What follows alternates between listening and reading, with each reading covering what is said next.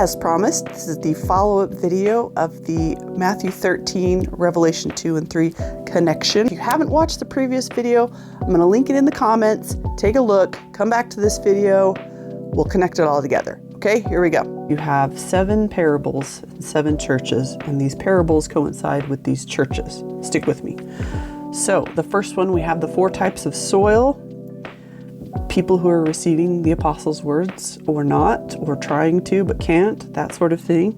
We have the wheat and the tares. If you don't know, tares look a lot like wheat, and so it's hard to tell until the end. And then I guess they turn black, like death. It's crazy.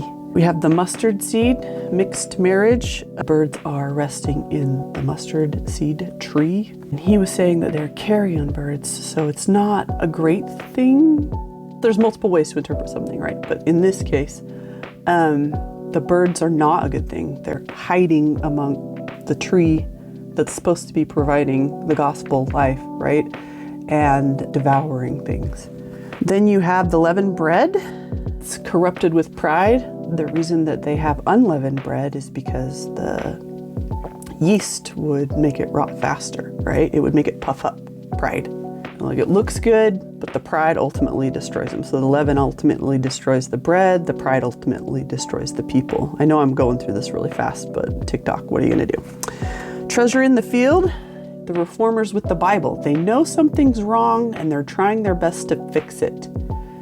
That's all they can do, is try their best. And we appreciate them for that. The pearl of great price, that's why we have a book named that. The Gentiles, you see, Hebrews would not have been interested in pearls because it would come from a filthy animal. So only Gentiles would be interested in pearls as something valuable. To the Hebrew mind, that's pretty obvious that, okay, this is a Gentile who sees something valuable. So we have the restoration through the Gentiles. You know, Joseph Smith finds the plates and is able to restore the gospel in addition to giving us a wonderful book. Then we have the net, the last one, the 7th parable, where they drag through the sea and gather up all kinds. They keep the good, they toss away the bad.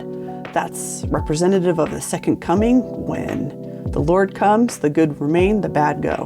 Compare the 7 churches to the 7 kingdoms parables. See what you can learn. I'm going to see what else I can glean from this, because you take notes, but then you wonder, do I understand what I was hearing at the time? Or maybe I've forgotten. Memory's not great. I guess that's why the Lord has us keep a book of remembrance, right?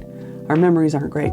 So hopefully that was helpful to you. More to come.